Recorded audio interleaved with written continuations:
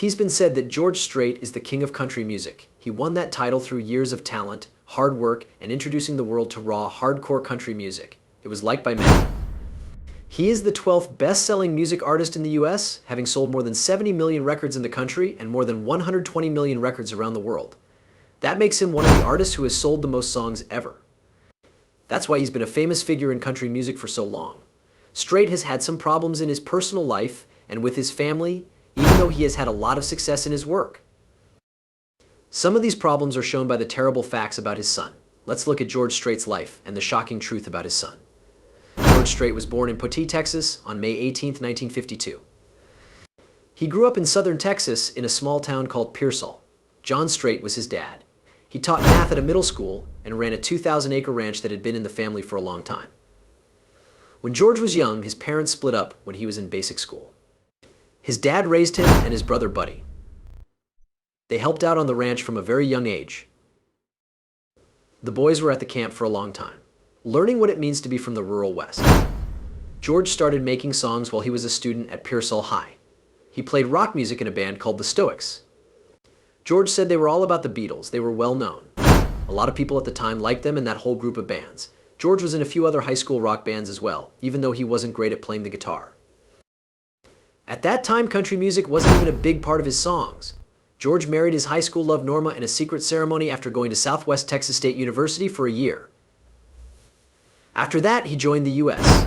Army in 1971. He worked on singing and playing the guitar while he was in Hawaii. He liked country music by Hank Williams, George Jones, Merle Haggard, and especially Western swing music by Bob Wills.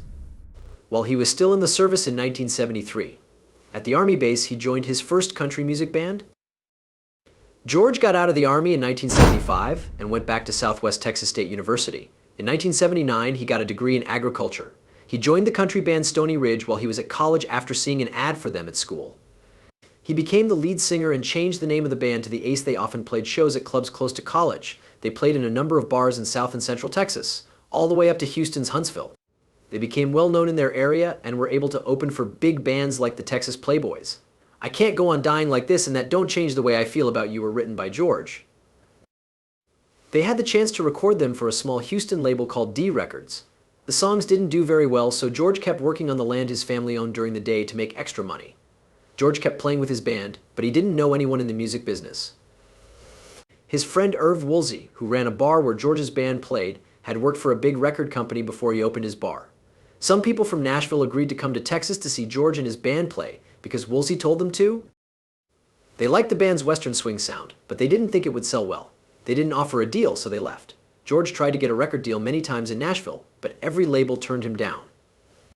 The big names in the business, like the people who had come to see him, weren't sure about his traditional style in a market that liked a more polished look and a pop country sound at the time. George thought about giving up music because his music wasn't getting the attention he wanted in Nashville. He soon got an offer to create Cattle Pens, which he was going to take.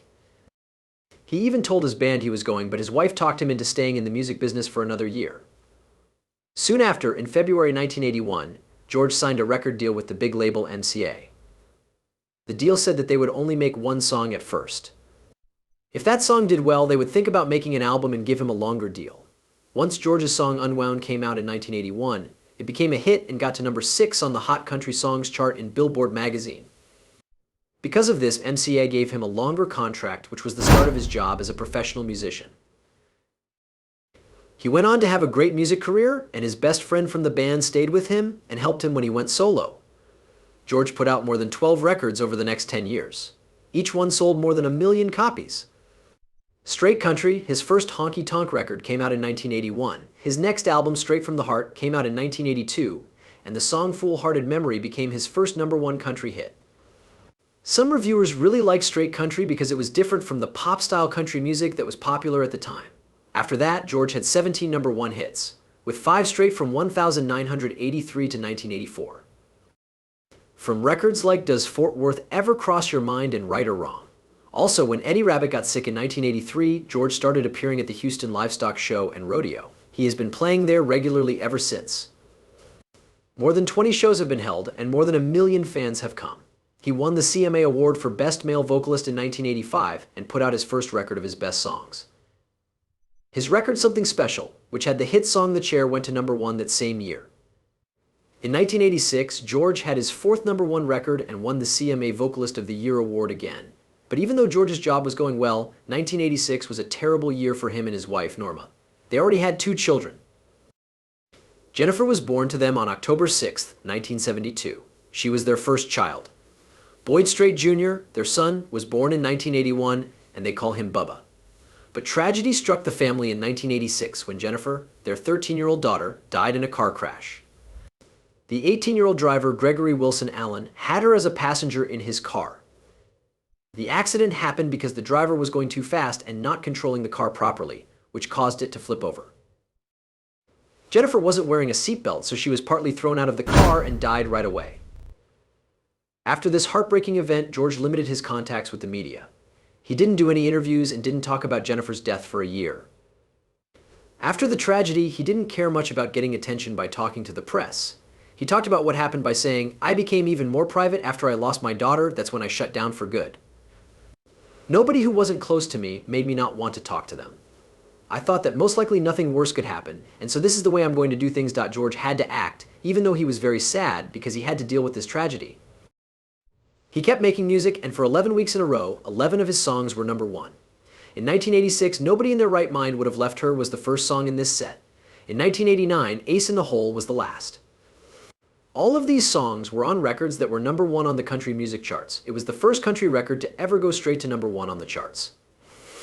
In 1989 and 1990, George got the CMA Entertainer of the Year award, which marked the end of the 1980s. His 10th record, Livin' It Up, came out in 1990, the first year of the 1990s. There were 2 #1 songs on this record. They were Love Without End, Amen, and I've Come to Expect It From You. These 2 songs were #1 for 5 weeks. He put out Chill of an early fall the next year, which also got good praise. Newsweek said that George's new album showed that he was changing from his normal style to try new things. It had hits like If I Know Maine and You Know Me Better That, but his cover of Lovesick Blues crashed after only 24 weeks, ending a run of 31 top 10 hits. The record still made it to #4 on the charts, though, ending a run of 8 songs that were in the top 10. Then Holding My Own came out in 1992. There were no #1 hits, but 2 songs made it into the top 5. In the fall of that year, George began working with Pure Country to be in movies. He sang a lot of well-known songs for the movie, such as I Cross My Heart, Heartland, The Sidewalk Ends, and The King of Broken Hearts. He put out a special collection with 4 discs in 1995 called George Out of the Box. It sold more than 5 million copies. George Out of the Box is the best-selling box set in the history of country music up to this point. There were some great records by George in the late 1990s. Blue Clear Sky 1996, Carrying Your Love With Me 1997, and One Step at a Time 1998. His last record of the 1990s was Always Never the Same, which came out in 1999. The record did as well as his other album, Pure Country. It went to #2 on the country charts and #6 on the Billboard 200. There were mixed reviews of the record, but Entertainment Weekly said that George was at a point in his career where he could use his style and grace to make even the most silly songs popular on the radio. In the 1990s, George had 17 #1 songs on the Billboard Country Airplay lists. This set him up for more success in the 2000s. Then, in September 2000, his record George Strait came out. It had hit songs like Go On If It's Gonna Rain and She Took the Wind from his sales. People who like country music really liked these songs. George's record sold a lot of copies. President George W. Bush gave him the National Medal of the Arts that year. He had a huge hit with his record Somewhere Down in Texas in 2005. One of the songs on it, Good News, Bad News with Leanne Womack, won the CMA Award for Musical Event of the Year. In October of the next year, George marked his 30th year in the music business by putting out a new album called It Just Comes Natural. There were 15 new songs on the record, and George's close friend and fellow songwriter Dean Dillon helped write 2 of them. The record got good reviews from critics. USA Today praised George for always making great songs without any trouble. If ever there was a natural in country music, it's George Strait, said another review. In 2007, George's song Wrapped was a big hit. It made it to the top of the media-based 247 country music lists.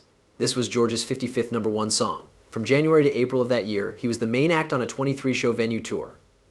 On this trip, he shared the stage with Ronnie Milsap, a major country music star, and Taylor Swift, a rising star. George was still a big star in music. After a year, he released Troubadour, which went straight to the top of the country music charts. The first song from the album, I Saw God Today, also went to #1 on the country lists. George won 2 CMAs this year. One was for Record of the Year and the other was for Song of the Year. In 2009, he won both a Grammy Award and the Academy of Country Music's Artist of the Decade Award. George's Cowboy Rides Away tour, which he announced in September 2012, began in May 2013 when his album Love Is Everything came out. In 2013, his song Give It All We Got Tonight was the #1 song in the world. That was his 60th #1 song. Having 60 songs to Twitty's 40, he broke the record for most #1 songs on Billboard's Hot Country Songs list. George now had more #1 songs than any other artist in any style. He was well known for more than just his many hit songs. George was also known for his one-of-a-kind shows, which had setups that looked like fairs and went around the room. For the 3rd time, the Country Music Association gave him Entertainer of the Year. This time, it was while he was on tour in late 2013. On January 9, 2014, he started the second part of his tour. On the tour, Jason Aldean, Miranda Lambert, Little Big Town, Tim McGraw, and a lot of other artists played. All of these bands played their last show together on June 7th in Arlington, Texas, in front of 104,793 people. As part of the Cowboy Rides Away tour, it was his last show at T Stadium. Also, with more people than the Rolling Stones show at the New Orleans Superdome in 1981, it was the biggest home concert in North America in 30 years. It also broke the record for the most money made at a single country show, making $18,194,374 in sales. When George played by himself in the US on June 15, 2024, he had the most fans of any time. This changed history. He did this in front of 110,905 people at Kyle Field at Texas A&M University in College Station, Texas. The Grateful Dead had set the previous record with 107,019 fans at a show in New Jersey in 1977. More people came to this event than to any other at Texas A&M's Kyle Field. The old record was set at a Texas A&M football game against Ole Mississippi on October 11, 2014, with 110,633 people. This topped that number. Fans liked that George wasn't always a cowboy in his songs. He lived like a real cowboy. He spent a lot of time on his own ranch in South Texas, where he rode horses, took care of cattle, and did team roping at rodeos. Some people didn't know this. He was born and raised on his dad's land, which a lot of people knew. When he wasn't writing songs, he liked horseback riding and team roping a lot.